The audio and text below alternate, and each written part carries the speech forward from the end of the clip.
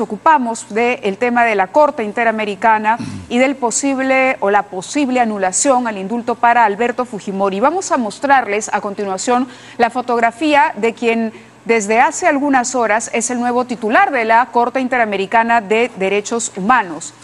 La persona que están ustedes viendo es Eduardo Ferrer MacGregor, es de nacionalidad mexicana y es quien tendrá a cargo pues esta audiencia que ha sido programada para el 12 de febrero en la que se evaluará el mencionado indulto otorgado a Alberto Fujimori y también el seguimiento que se hace de la sentencia que se dictó en el caso Barrios Altos y Cantuta. Para hablar de este tema y de esta posibilidad y examinar lo que fue el proceso de extradición, porque no olvidemos que los juicios para Alberto Fujimori, los juicios que condenaron a Alberto Fujimori estuvieron enmarcados en un expediente de extradición que llegó desde Chile. Está con nosotros ya quien fuera procurador para el caso Fujimori Montesinos, en ese momento el señor Antonio Maldonado. Bienvenido, doctor. Muchísimas gracias por estar con nosotros. Gracias por su invitación. No, al contrario, a usted, porque sabemos que los días todavía son complicados, pero importante el tema y la gente se pregunta, ¿se podrá anular el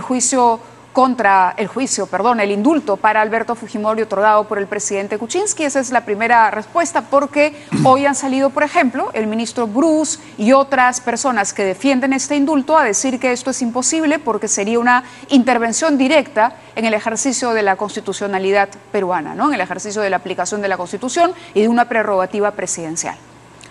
Sí, bueno, hace muchos años, diríamos, inclusive desde antes del nacimiento del derecho internacional de los derechos humanos, que el argumento de levantar la legislación nacional como forma de impedir el cumplimiento de una obligación internacional ya ha tramontado, ya no existe más ese argumento como válido.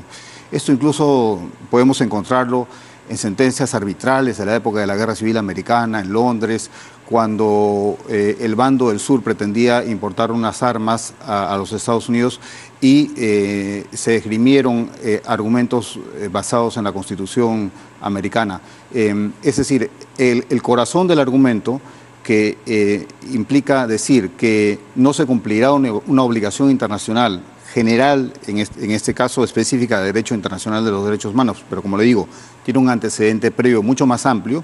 Ese argumento es imposible de ser defendido. ¿Y qué va a pasar exactamente el 2 de febrero? Ese día se toman declaraciones, ese día se toma una decisión, delibera la Corte o es el inicio de un proceso. Bueno, recordemos que esta es una audiencia solicitada por las víctimas de los casos Barrios Altos y La Cantuta, que consideran que el Estado peruano ha perpetrado una acción mediante una norma legislativa que viola claros compromisos en materia de derechos humanos, específicamente en estos casos, y que por tanto esta norma carece de validez jurídica y que conlleva una responsabilidad internacional del Estado. La consecuencia de todo eso es que la norma deberá ser derogada e inclusive el Estado deberá pagar una reparación civil.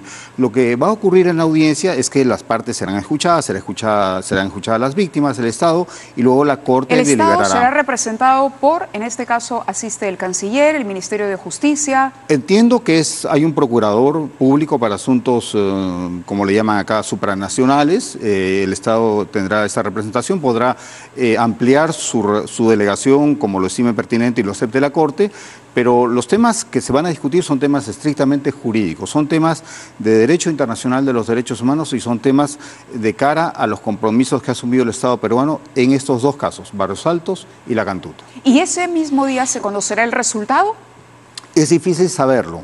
No me atrevería a pronosticarlo, pero lo que sí creo necesario decirle, desde mi experiencia y desde mi enfoque, que es altamente probable que la Corte Interamericana determine que se ha producido un indulto que no es legítimo, que dista mucho de ser verdadero, que es un fraude esencialmente, y que este indulto constituye una clara violación de las obligaciones que el Estado peruano ha adquirido. Específicamente, por ejemplo, en el párrafo 222 del caso La Cantuta, en la sentencia del año 2006, se establece una prohibición para el Estado peruano que reza de esta forma.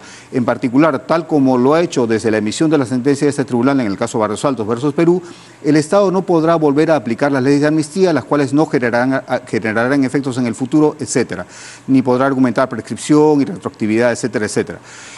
Ese es un aspecto del indulto, entre comillas, humanitario. El otro aspecto es que conlleva una amnistía, una amnistía simulada, una amnistía velada, y eso está claramente prohibido en el caso Barrios Altos. Pero eso parece referirse concretamente a los autores materiales de los hechos, que no es el caso de Fujimori. Bueno, en el caso de Fujimori, y esto precisamente nos lleva al tema de la extradición, la segunda sala penal de la Corte Suprema acogió por unanimidad la tesis del Estado peruano, que sostenía que Fujimori era el responsable de haber organizado un aparato de poder contrario al derecho y que perpetró graves violaciones de los derechos humanos.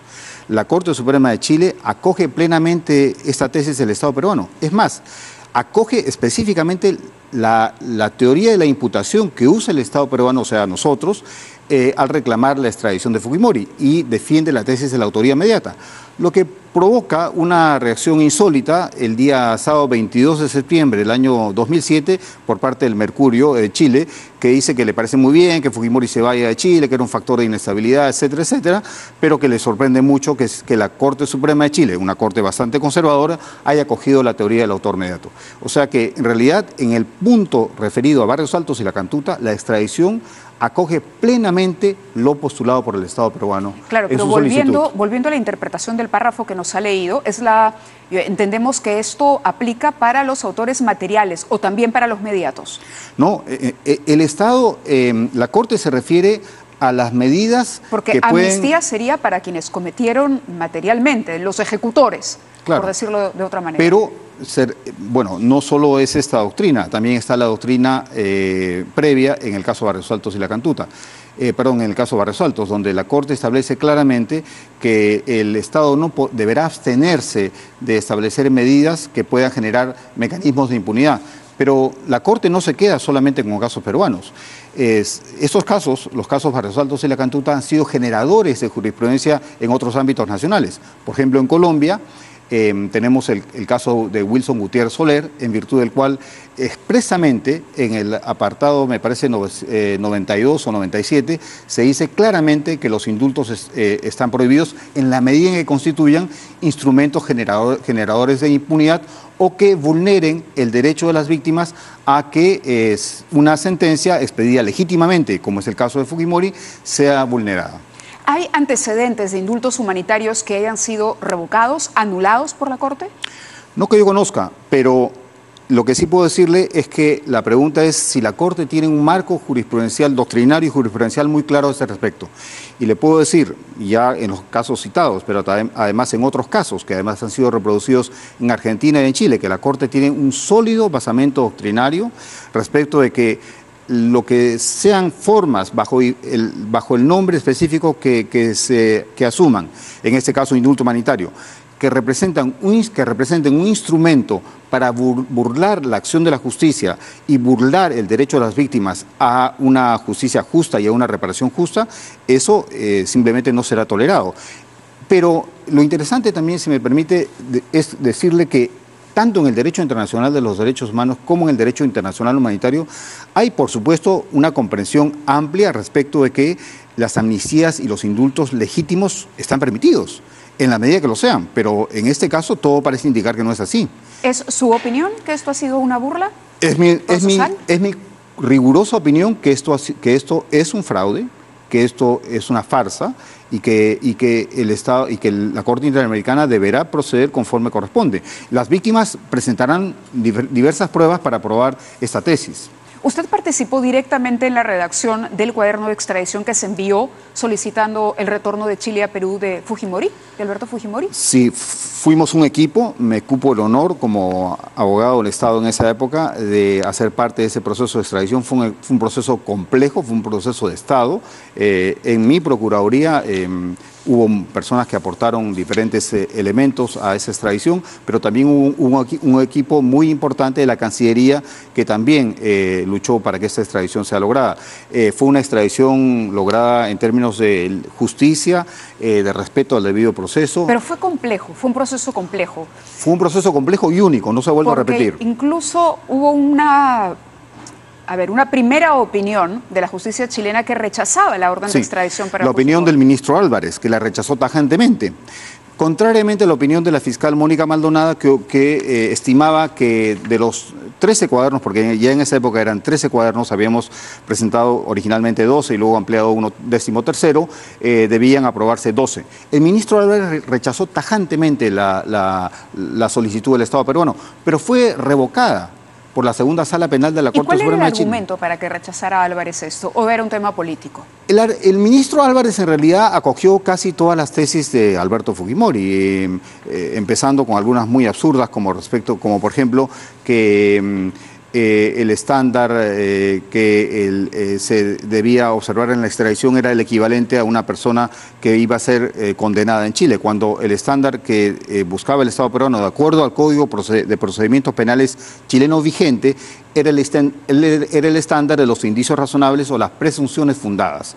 Y esta fue la tesis que finalmente acogió la segunda sala penal de la Corte Suprema de Chile. Claro, porque finalmente recuerdo que se pide la extradición por una serie de delitos y una lista larguísima de los mismos y que varios no fueron acogidos. Es cierto. Es decir, Fujimori viene y aunque Chile acepta la extradición, pone límites a la posibilidad del juicio para Alberto Fujimori. Y hubo casos en los que quedaron descartadas algunas acusaciones. Por ejemplo, el tema Borovio, el tema de los sótanos del CIE, no fueron aprobados por la justicia chilena. Sí. Varios casos de corrupción no fueron, por ejemplo, medicinas chinas, por ejemplo, desviación de fondos. Acá tengo los... Por ejemplo, sí. APRODEF, Faisal APRODEF, no fueron acogidos por la justicia de Chile. Malversación de fondos tampoco. Pero permítame citar al doctor Alfredo Echeverri, que fue nuestro abogado en Chile, cuando le hicieron más o menos la misma pregunta hace poco. Él dijo... Echeverri dijo, eso me parece la estrofa del corrido mexicano La muerte de Rosito Elvírez. El día que la mataron, Rosito estaba de suerte. De 3 tiros que le dieron, nomás uno le causó la muerte. Es decir, lo que quiero decirles es que esencialmente fue una extradición exitosa. Y tan exitosa que Fujimori fue condenado ejemplarmente en una sentencia que es muy compleja también, a la pena de 25 años de prisión. Sí, tenemos justamente imágenes, estamos viendo, estas imágenes datan del año 2007, me parece que de julio del 2007. Como ustedes recuerdan, el 22 de septiembre de ese año Fujimori fue extraditado al Perú e inmediatamente encarcelado en una prisión construida para él en un cuartel de la Policía Nacional en las afueras de la ciudad de Lima, y a partir de entonces se inicia un proceso penal.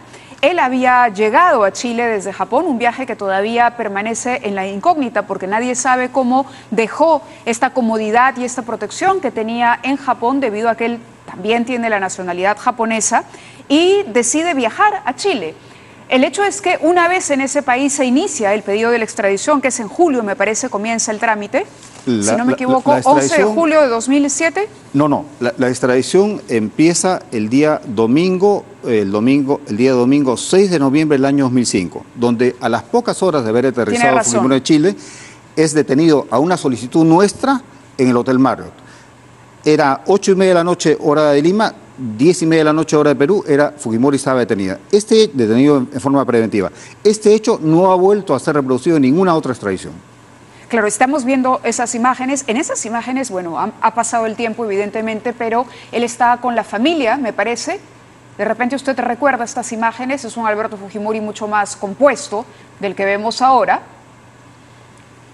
Bueno, estaba acompañado de la familia porque llegó gente de la familia, del partido también a visitarlo, su defensa. Eso me parece que fue ya cuando Fujimori estaba en la lujosa hacienda Chicureo, ¿no? En Vitacura. Bueno, Fujimori intentó una serie de articulaciones todas rechazadas, como por ejemplo decir que le asistía la inmunidad de jefe de Estado, cosa que era por supuesto jurídicamente equivocado, como también postular al Senado del Japón por una facción minoritaria de derecha, ¿no? Todo eso fracasó, ¿no? Sí, recordamos ese intento de participación en la política chilena y ustedes pueden ver ahí a su hija Sachi. En efecto, esto era la hacienda Chicureo. En fin, lo cierto es que finalmente se extraditó a Alberto Fujimori y aquí tenemos la lista de los delitos o de los cargos que acepta la justicia chilena. Barrios Altos y La Cantuta, una decisión unánime, delito de homicidio calificado y lesiones graves. El caso de los congresistas tránsfugas también fue una decisión unánime, delito de asociación ilícita para delinquir y corrupción activa de funcionarios. La pena no sería menor de 5 años.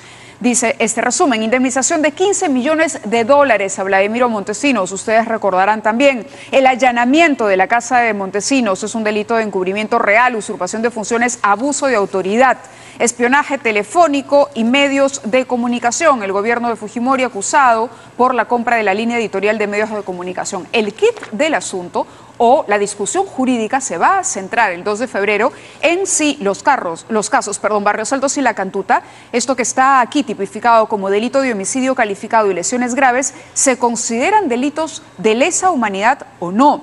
Y el cuestionamiento de quienes defienden el indulto es que justamente la sentencia firmada por el doctor San Martín dice que estos delitos configuran delitos de humanidad, pero en la aprobación del cuadernillo de extradición no se dice. Es decir, hay un agregado en la sentencia para Fujimori del tribunal peruano que no estaba incluida. La palabra lesa humanidad no figura en ese cuaderno de extradición. Bueno, en esa orden de extradición que llevó. Esto no es exacto. He leído el artículo de la entrevista.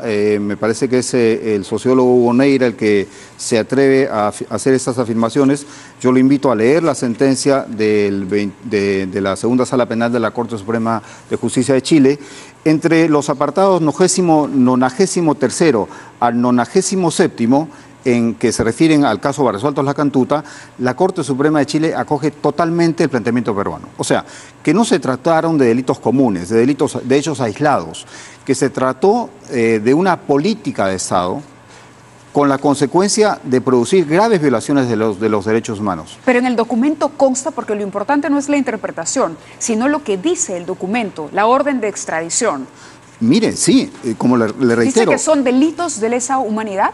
Lo que dice claramente es que intervino un grupo armado creado desde el Estado, el Grupo Colina, que produjo una serie de diferentes violaciones graves de los derechos humanos.